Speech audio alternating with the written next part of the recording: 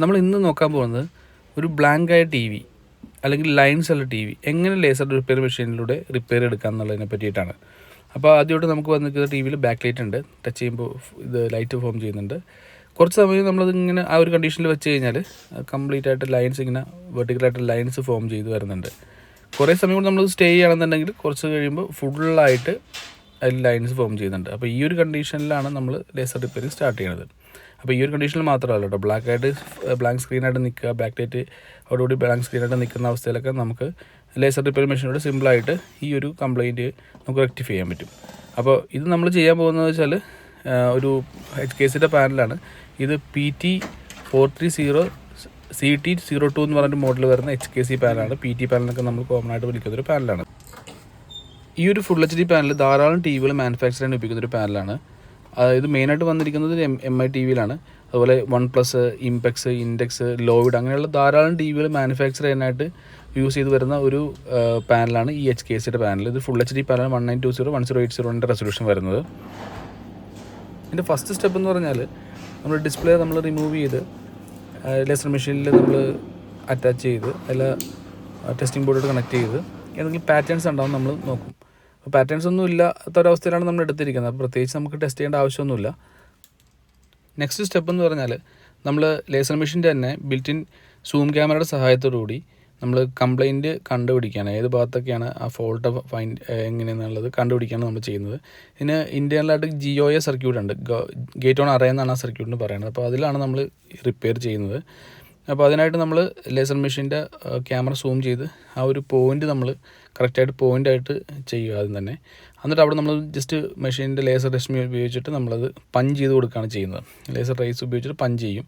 അത് നമ്മളിപ്പോൾ കോമൺ ആയിട്ട് ചെയ്തുകൊണ്ടിരിക്കുന്നതായതുകൊണ്ട് നമുക്ക് ആ പോയിന്റുകൾ പെട്ടെന്ന് ഐഡൻറ്റിഫൈ ചെയ്യാൻ പറ്റും. നേരെ ആ ഒരു സ്ഥലങ്ങളിൽ നമ്മൾ പഞ്ച് ചെയ്ത് കൊടുക്കുകയാണ്. ഇപ്പോൾ 2 സ്ഥലങ്ങൾ നമ്മൾ പഞ്ച് ചെയ്തു. നെക്സ്റ്റ് ഈ ഒരു വരുന്നൊരു പോയിൻറ്റും കൂടി നമ്മൾ പഞ്ച് ചെയ്യുകയാണ്. ഏകദേശം ഇത് പഞ്ചിങ് എന്ന് പറഞ്ഞാൽ നമ്മൾ ഇൻറ്റേർണൽ വെൽഡിങ് അങ്ങനെയുള്ള കാര്യങ്ങളാണ് നമ്മൾ ചെയ്യുന്നത്. അതുപോലെ തന്നെ നമുക്ക് വേറെ ലൈൻ കൊടുക്കാൻ പറ്റും. ഇപ്പോൾ നമ്മൾ ചെയ്തപ്പോൾ തന്നെ ഇതിൻ്റെ ഔട്ട്പുട്ട് വന്നു. ഒരു സൈഡ് ഓക്കെ ആയിട്ടുണ്ട്. അപ്പോൾ ഇതിന് 2 സൈഡും നമുക്ക് GOA സർക്യൂട്ട് ഉണ്ട്. അപ്പോൾ നമ്മൾ 1 സൈഡ് നമ്മൾ ഓക്കെ ആക്കിയിട്ടുണ്ട്. ഇനി 1 സൈഡ് ഓക്കെ ആക്കിയതുകൊണ്ട് മാത്രം നമ്മുടെ ജോലി കഴിഞ്ഞിട്ടില്ല. ഇനി നമ്മളത് നെക്സ്റ്റ് സൈഡിൽ നമ്മൾ ഈ സെയിം തന്നെ ചെയ്യേണ്ടി വരും. അല്ലെങ്കിൽ നമ്മൾ ഈ ഒരു ഡിസ്പ്ലേ നമ്മൾ ചെയ്തേക്കുന്നതിൻ്റെ ഒരു ലൈഫ് കിട്ടാത്തൊരവസ്ഥയിലേക്ക് പോകും. അതിനായിട്ട് നമ്മൾ ഇതിൻ്റെ ഹെഡ് നമ്മൾ നെക്സ്റ്റ് സൈഡിലേക്ക് മൂവ് ചെയ്യുകയാണ്. ലേസറിൻ്റെ ഹെഡ് നമ്മൾ നെക്സ്റ്റ് സൈഡിലേക്ക് മൂവ് ചെയ്തു. ആ ഒരു പോയിന്റിൽ എത്രമാത്രം കംപ്ലയിൻറ്റുകൾ ഉണ്ട് എന്നുള്ളത് നോക്കിയ ശേഷമാണ് നമ്മൾ പഞ്ച് ചെയ്യുന്നത്. അപ്പോൾ അതിനായിട്ട് നമ്മളത് മൂവ് ചെയ്ത് കറക്റ്റായിട്ട് കൊണ്ടുവന്ന് സൂം ക്യാമറ സഹായത്തോടെ അത് നമ്മൾ സൂം ചെയ്ത് നോക്കുകയാണ് നെക്സ്റ്റ് സ്റ്റെപ്പിൽ വരുന്നത്. അപ്പോൾ നമ്മൾ ഏകദേശം ഈ GOA സർക്യൂട്ടൊക്കെ നമ്മൾ സ്ഥിരമായിട്ട് ചെയ്യുന്നത് കൊണ്ട് അത് ഏതൊക്കെ ഭാഗത്താണ് അതിൻ്റെ ഒരു ഫോൾട്ട് എന്നുള്ളത് നമുക്ക് പെട്ടെന്ന് ഐഡൻറ്റിഫൈ ചെയ്യാൻ പറ്റും. സ്ഥിരമായിട്ട് ചെയ്യുന്നവർക്ക് പെട്ടെന്ന് ഐഡൻറ്റിഫൈ ചെയ്ത് ഒരു സെക്കൻഡ്സ് കൊണ്ട് നമുക്ക് ചെയ്യാൻ പറ്റും. ഇപ്പോൾ തന്നെ ഏതാനും സെക്കൻഡ്സ് കൊണ്ടിട്ടാണ് ഒരു സൈഡ് നമ്മൾ ക്ലിയർ ചെയ്തത്. അതേ സെയിം ഒരു പ്രോസസ്സ് തന്നെ നമ്മൾ അടുത്ത സൈഡിൽ നമ്മൾ ചെയ്ത് കൊടുത്തു കഴിഞ്ഞാൽ ഈ TV ഓക്കെ ആവും. ഇപ്പം കാണത്തക്ക രീതിയിൽ പിക്ചർ വന്നിട്ടുണ്ട് എങ്കിൽ പോലും നമ്മൾ നെക്സ്റ്റ് സൈഡും കൂടി നമ്മൾ ചെയ്ത് കൊടുത്താൽ മാത്രമാണ് അതിന് ലൈഫ് ഉണ്ടാവുകയുള്ളൂ. അപ്പോൾ നമ്മളിപ്പോൾ ഈ ഒരു റൈറ്റ് സൈഡിൽ ഉള്ള ആ ഒരു പോയിന്റ് നമ്മൾ ഏകദേശം ഐഡൻറ്റിഫൈ ചെയ്യേണ്ട. ഒരു സൈഡ് നമ്മൾ ടീക്കോൺ ബോർഡ് അടിച്ചിട്ടുണ്ട്. ആ ഒരു സൈഡ് മാത്രമായിട്ട് തന്നെ ക്ലിയർ ചെയ്യുമ്പോൾ പിക്ചർ ആ സൈഡിൽ തന്നെ വരും. അതുകൊണ്ടാണ് ഒരു സൈഡ് നമ്മൾ അഴിച്ച് ടീക്കോണിൻ്റെ FFC നമ്മൾ അഴിച്ച് ഇട്ടേക്കണത്. ഇപ്പോൾ നമ്മളത് സൂം ചെയ്ത് കഴിയുമ്പോൾ ആ സെയിം സിമിലർ പോയിൻ്റ് തന്നെ നമുക്ക് റൈറ്റ് സൈഡിലും കണ്ടുപിടിക്കാൻ പറ്റും. അപ്പോൾ ആ ഒരു സൈഡിലും നമ്മൾ ഈ സെയിം പ്രോസസ്സ് തന്നെ ചെയ്ത് കൊടുക്കും. അതില്ലാന്നുണ്ടെങ്കിൽ ഇത് പിന്നെയും പെട്ടെന്ന് തന്നെ ഫോൾട്ടാകാൻ ചാൻസ് ഉണ്ട്. പിന്നെ ഈ ഒരു കേസുകളൊക്കെ കുറേ നാൾ ലാസ്റ്റ് ചെയ്യണമെന്ന് നിർബന്ധമില്ല. കാരണം വെച്ചാൽ ഇതെല്ലാം നമ്മൾ ഡിപ്പെൻസാണ്, കംപ്ലയിൻസിൻ്റെ ഇതനുസരിച്ച് ഡിപ്പെൻസാണ്. ഇത് ഈ ലേസർ മെഷീൻ റിപ്പയർ എന്ന് പറഞ്ഞാൽ ഒരു 100% ഒരു സക്സസ് എന്ന് പറയാൻ പറ്റില്ല.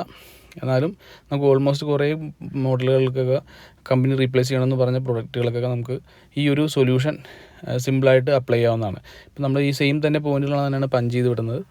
അപ്പോൾ ഏകദേശം ഒരു 2-3 സ്ഥലങ്ങളിൽ നമുക്ക് പഞ്ച് ചെയ്താൽ മതി. 3-4 സ്ഥലങ്ങളിൽ നമുക്ക് പഞ്ച് ചെയ്ത് കഴിയുമ്പോൾ തന്നെ പിക്ചർ ഏകദേശം ഫോം ചെയ്യും. ഇതിന് നമുക്കൊരു എക്സ്ട്രാ ഒരു സ്ഥലം കൂടി നമ്മൾ ചെയ്യുന്നുണ്ട്. നോക്കി കഴിയുമ്പോൾ പിക്ചർ ഏകദേശം വരാൻ ചാൻസ് ഉണ്ട്. ഓക്കെ, നമ്മുടെ പിക്ചർ വന്നിട്ടുണ്ട്. അപ്പോൾ ഇതാണ് ഇതിൻ്റെ സിമ്പിളായിട്ടുള്ള പ്രോസസ്സാണ്. അപ്പോൾ ഏകദേശം ഒരു 2-3 മിനിറ്റ് കൊണ്ട് നമുക്ക് റിപ്പയർ ചെയ്യാൻ പറ്റി. പക്ഷേ ഇത് നമ്മൾ ടി വി അഴിക്കാൻ തന്നെ ഒത്തിരി സമയം എടുക്കും. അപ്പോൾ ചിലർ പറയും നമുക്ക് വളരെ സിമ്പിളായിട്ട് 2 മിനിറ്റ് കൊണ്ട് 5 മിനിറ്റ് കൊണ്ടൊക്കെ ചെയ്യാൻ പറ്റുമെന്ന് പറയും. പക്ഷേ ഇതാണ് നമ്മൾ ഓപ്പൺ ചെയ്ത് സാധനം കൊണ്ട് നമ്മൾ ഇതിൽ വെച്ച് കഴിഞ്ഞാൽ ചില കേസുകളിലൊക്കെ ആണെന്നുണ്ടെങ്കിൽ മാത്രമാണ് ഈ നിമിഷ നേരം കൊണ്ട് ചെയ്യാൻ പറ്റുന്നത്. ചില കേസുകളിലൊക്കെ ദിവസങ്ങളിൽ ഇരുന്നാൽ പോലും ചിലപ്പോൾ റെഡിയാകാത്ത കേസുകളും ഉണ്ട്. അപ്പോൾ ഇതാണ് ബേസിക്കലി നമ്മൾ ലേസർ റിപ്പയർ എന്ന് പറഞ്ഞൊരു പ്രോസസ്സ്. ഇത് കൊണ്ട് നമുക്ക് ഒത്തിരി ടി വികൾ നമുക്ക് റിപ്പയർ ചെയ്തെടുക്കാനും സാധിക്കും. പിന്നെ ഈ ലേസർ റിപ്പയറിങ് മാത്രമാണ് അൾട്ടിമേറ്റ് സൊല്യൂഷൻ എന്ന് പറയാൻ പറ്റില്ല. കാരണം ഇതുപോലെ മാനുവലായിട്ട് സാധാരണ മെഷീൻസ് ഇല്ലാത്തവർ മാനുവലായിട്ട് കുറേ വർഷങ്ങളായിട്ട് ചെയ്തുകൊണ്ട് വരുന്ന കുറേ മെത്തേഡുകളുണ്ട്. അതുപയോഗിച്ച് നമുക്ക് ഈ ഇതുപോലുള്ള കംപ്ലയിൻറ്റുകൾ റെക്ടിഫൈ ചെയ്യാൻ പറ്റും. ഇതേ കംപ്ലയിൻറ്റുകൾ അല്ലെങ്കിൽ സിമിലർ കംപ്ലയിൻറ്റുകളൊക്കെ റെക്ടിഫൈ ചെയ്യാൻ നമുക്ക് ഒത്തിരി പറ്റുന്നതുണ്ട്. ലോക്കൽ ടെക്നീഷ്യൻസിന് ഷോർട്ട് കില്ലിങ് മെത്തേഡ്, അതുപോലെ തന്നെ ഷോർട്ടായിട്ടുള്ള ലൈൻസുകളിലേക്കുള്ള സിഗ്നൽസ് ബ്ലോക്ക് ചെയ്തുകൊണ്ട് അല്ലെങ്കിൽ ഐസൊലേറ്റ് ചെയ്തുകൊണ്ടൊക്കെ റിപ്പയർ ചെയ്യുന്ന ഒത്തിരി മെത്തേഡ്സ് പല ആളുകൾക്കും അറിയാം. അത് നമ്മുടെ ലോക്കലായിട്ടുള്ള ടെക്നീഷ്യൻസിനൊക്കെ വർഷങ്ങളായിട്ട് ചെയ്തുകൊണ്ടിരുന്ന ഒരു മെത്തേഡാണ്. ഈ ഒരു 6-8 വർഷങ്ങളായിട്ടുള്ള ഒരു ലേസർ റിപ്പയറിങ് മെഷീൻസ് ഇറങ്ങിയിട്ട് അതിനുശേഷം നമ്മുടെ കേരളത്തിലേക്ക് വന്നിട്ടും അധികം നാളും ആയിട്ടില്ല. അതിന് മുമ്പും ടി വികളൊക്കെ റിപ്പയർ ചെയ്തുകൊണ്ടിരുന്ന ടെക്നീഷ്യന്മാർ അവരെല്ലാവരും മാനുവലായിട്ടുള്ള രീതിയിലാണ് റിപ്പയർ ചെയ്തുകൊണ്ടിരുന്നത്. അതുകൊണ്ടും കസ്റ്റമേഴ്സ് സാറ്റിസ്ഫൈഡ് ആണ്. എന്തൊക്കെ പറഞ്ഞാലും ഇതിനൊന്നും വലിയ ലൈഫ് നമുക്ക് പറയാൻ പറ്റില്ല. ചിലത് 1-2 വർഷമൊക്കെ ഓടും, 2-3-4 വർഷമൊക്കെ ഓടും. ചിലത് ഏതാനും മാസങ്ങൾ കൊണ്ട് കംപ്ലയിൻ്റ് ആണോണ്ട്. അതെല്ലാം ഡിപ്പെൻസാണ്. ഇതിനൊക്കെ അൾട്ടിമേറ്റായിട്ട് നമ്മൾ പറയുന്നത് വെച്ചാൽ, അല്ലെങ്കിൽ ഒരു കുറേ നാളുകൾക്ക് നമ്മൾ യൂസ് ചെയ്യണം എന്നൊക്കെ പറഞ്ഞു കഴിഞ്ഞാൽ നമ്മൾ എപ്പോഴും റെക്കമെൻഡ് ചെയ്യുന്നത് ഡിസ്പ്ലേ റീപ്ലേസ്മെൻറ്റ് തന്നെയാണ്. ഇപ്പോൾ റീപ്ലേസ്മെൻറ്റ് ചെയ്താലും ഡിസ്പ്ലേ പോകുന്ന കേസുകളുണ്ട്. എങ്കിൽ പോലും ഒരു അൾട്ടിമേറ്റ് സൊല്യൂഷൻ എന്നൊക്കെ പറഞ്ഞാൽ നമ്മൾ എപ്പോഴും ഡിസ്പ്ലേ റീപ്ലേസ്മെൻ്റ് ആണ് പറയുന്നത്. അപ്പോൾ അതിലുള്ള കോസ്റ്റ് ഹൈ ആയതുകൊണ്ടാണ് പലരും ഇതുപോലുള്ള ഷോർട്ട് കട്ട് അല്ലെങ്കിൽ സിമ്പിളായിട്ടുള്ള റിപ്പയറിങ് മെത്തേഡ്സിലൊക്കെ ആളുകൾ പോകുന്നത്. അപ്പോൾ എന്ത് പറഞ്ഞാലും നമുക്ക് ഇതുകൊണ്ട് സിമ്പിളായിട്ട് റിപ്പയർ ചെയ്തെടുക്കാൻ പറ്റും. അതുപോലെ തന്നെ മാനുവലായിട്ടും ചെയ്യാൻ പറ്റും. നിങ്ങൾക്ക് അടുത്ത റിപ്പയറിങ് മെഷീൻസ് എല്ലാ ഷോപ്പുകളും അറിയില്ല എന്നുണ്ടെങ്കിൽ നിങ്ങൾ നിങ്ങളുടെ ലൊക്കേഷൻ കമൻറ്റ് ചെയ്യുക. നിങ്ങളുടെ നിയറസ്റ്റ് ആയിട്ടുള്ള ലേസർ റിപ്പയറിങ് ഷോപ്പുകൾ നമുക്ക് താഴത്ത് കമൻറ്റ് ചെയ്യാം. അപ്പോൾ അതുപോലെ തന്നെ നിങ്ങൾക്ക് മാനുവലായിട്ട് ചെയ്യുന്ന ടെക്നീഷ്യൻസിൻ്റെ ആവശ്യമുണ്ടെങ്കിൽ ഈ വീഡിയോ അടിയിൽ കമൻറ്റ് ചെയ്ത് കഴിഞ്ഞാൽ നിങ്ങൾക്ക് അവരുടെ നമ്പറും തരാം. അപ്പോൾ നിങ്ങൾക്ക് വളരെ ദൂരം സഞ്ചരിച്ച് ഈ ലേസർ റിപ്പയർ മെഷീൻ്റെ റിപ്പയർ ചെയ്യേണ്ട ആവശ്യം ഇപ്പോൾ ഇല്ല. ഇപ്പോൾ പല ഭാഗങ്ങളിലും പ്രാദേശികമായിട്ട് തന്നെ ലോക്കൽ ആയിട്ട് ഇപ്പോൾ റിപ്പയർ മെഷീൻസ് ഒത്തിരി വന്നിട്ടുണ്ട്. അപ്പോൾ നിങ്ങൾ സിമ്പിളായിട്ട് കമൻറ്റ് ചെയ്യുക. പിന്നെ നിങ്ങൾക്ക് ഈ വീഡിയോ ഇഷ്ടപ്പെട്ടെങ്കിൽ ലൈക്ക് ചെയ്യുക. പിന്നെ അതുപോലെ തന്നെ ഇതുപോലത്തെ വീഡിയോസിന് വേണ്ടിയിട്ട് നിങ്ങൾ പറ്റുമെങ്കിൽ സബ്സ്ക്രൈബ് ചെയ്തേക്കുക. അപ്പോൾ thanks for watching. Have A nice day.